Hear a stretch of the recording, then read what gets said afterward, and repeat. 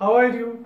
स्वागत है आपका चिराग कॉमर्स क्लासेस में। मैं हूं चिराग गरुड़ा और आज हम पढ़ने जा रहे हैं nature and purpose of business. First of all हम समझ लेते हैं व्हाट इज बिजनेस। बिजनेस है क्या? बिजनेस मीन्स बीइंग बिजी, है ना। बिजनेस का टर्म सीधा सा वर्ड पड़ता है बिजनेस, बीइंग बिजी। हम किसी न किसी एक्टिविटी में खुद को व्यस्त रखें, इसी को कहते हैं बिजनेस। इन शॉर्ट फॉर्म कह सकते हैं। See, business is a term which means you have to be busy with some activities. Now, activities are also are two type.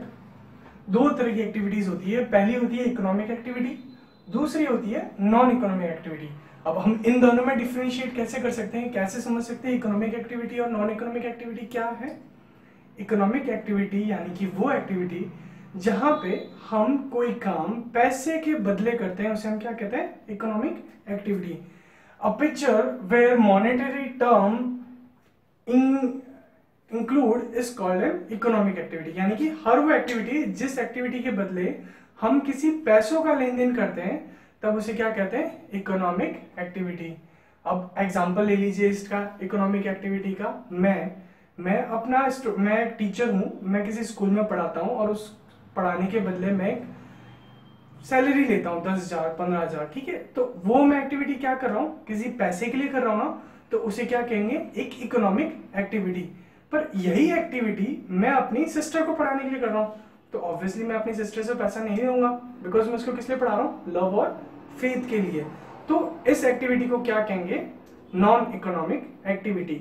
सो मैं काम वही कर रहा हूँ, बट मेरा जो ऑब्जेक्ट है उस काम को करने का वो चेंज है। हमारे ऑब्जेक्ट की वजह से हम पता कर सकते हैं कि वो एक्टिविटी इकोनॉमिक है या non economic activity. Clear? What is an economic activity and what is an non economic activity. So further we describe what is business. Business is an economic activity, ठीक है। बिजनेस क्या है? Economic activity है जहां पे जिस काम के लिए हम पैसा लेते हैं या देते हैं, which involves purchase and sales of goods. उसमें क्या इन्वॉल्व करता है?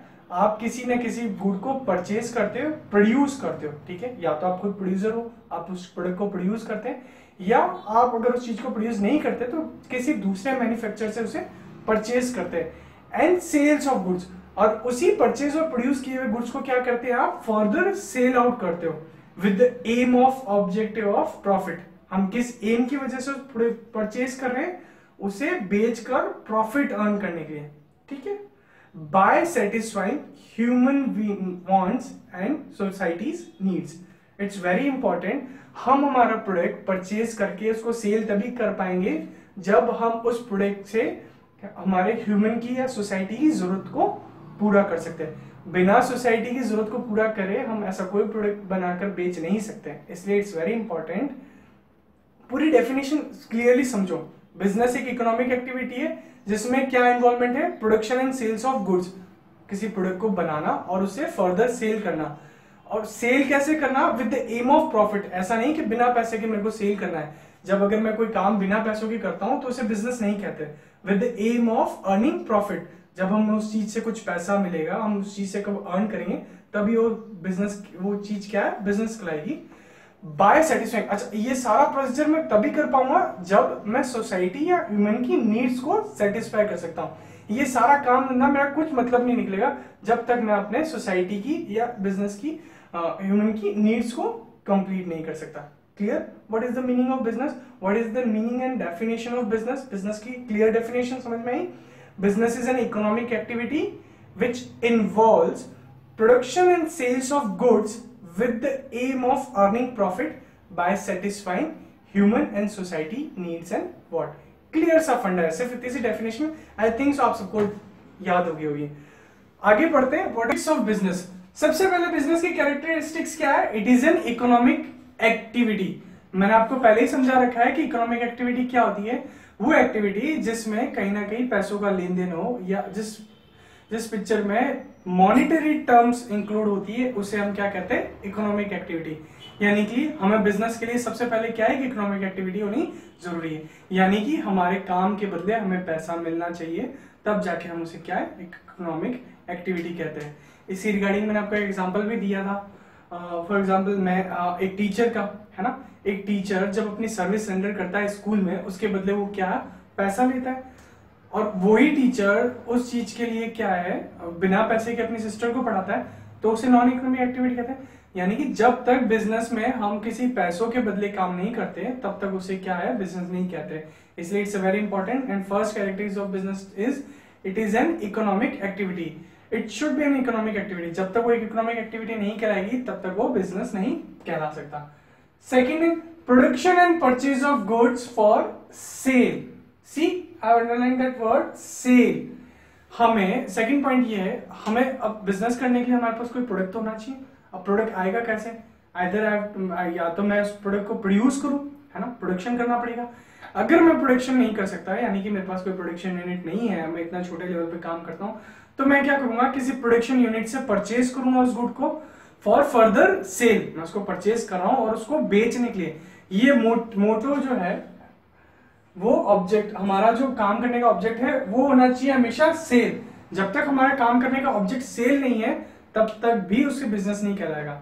इसलिए सेकंड पॉइंट क्या है, production and purchase of goods for cell. यानी कि हमारा कोई ना कोई प्रोडक्शन होना चाहिए, किसी चीज को प्रोड्यूस करना है। अगर प्रोड्यूस नहीं कर सकते तो उसे परचेज करके उसे फर्दर सेल करना जरूरी है। ठीक है। Now third point, sales and exchange of goods and service for money. ठीक है। अब मैंने प्रोडक्शन कर लिया, परचेज भी कर दिया उसको फर्दर सेल करने के लिए। अब मुझे क्या करना पड़ेगा, उस प्रोडक्ट को मार्केट में सेल के लिए रेंडर करना पड़ेगा, लोगों को बताना पड़ेगा कि मेरे पास ये प्रोडक्ट है, उनको अप्रोच करना पड़ेगा उस प्रोडक्ट के लिए। और जब वो प्रोडक्ट उन अप्रोच करने के बाद में कोई कस्टमर का परचेज कर लेता है, उस ऑफर को एक्सेप्ट कर लेता है, यानी कि I have to offer that product for sale. मुझे मेरा जो प्रोडक्ट मैंने परचेज किया या मैन्युफैक्चर किया उसको ऑफर करना पड़ेगा मार्केट में सेल के लिए। और जब कस्टमर उस ऑफर को एक्सेप्ट कर लेता है तब जाके मैं क्या कहता हूं, उसे एक बिजनेस एक्टिविटी कहता हूं। ठीक है।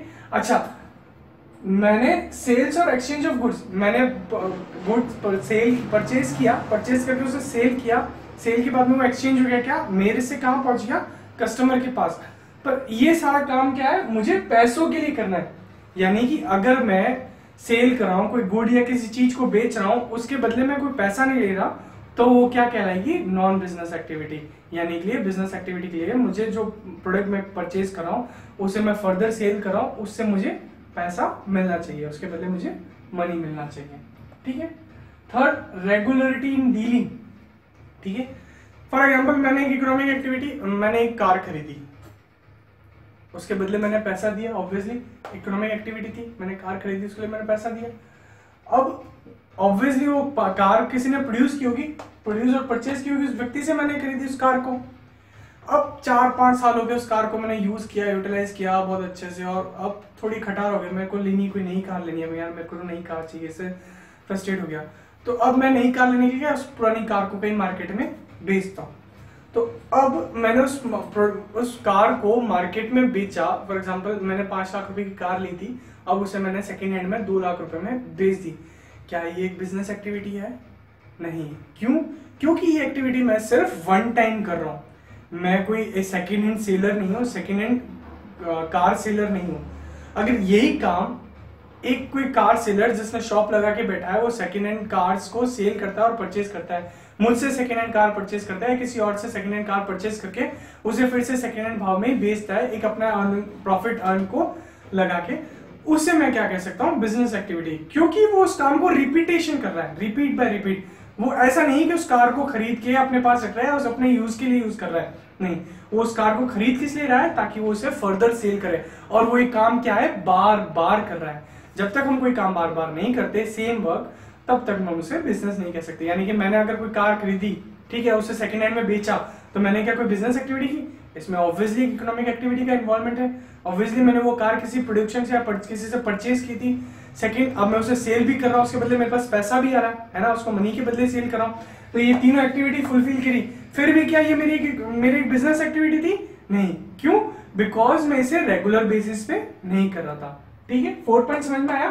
कैरेक्टरिस्टिक्स कि बिजनेस एक्टिविटी रेगुलर बेसिस पे होनी जरूरी है। मैं कोई एक एक्टिविटी सिर्फ वन टाइम करता हूं तो उसे मैं एक इकोनॉमिक एक्टिविटी नहीं कहूंगा, सॉरी, बिजनेस एक्टिविटी नहीं कहूंगा, सॉरी। फोर्थ पॉइंट है प्रॉफिट अर्निंग। अब ऑब्वियसली मैं इतनी सारी एक्टिविटी कर रहा हूँ, उस एक्टिविटी के बदले में मुझे कोई पैसा नहीं मिल रहा, मैं कोई सोशल वर्कर कर रहा हूँ, तो उसे मैं बिजनेस एक्टिविटी नहीं कहूँगा। क्यों?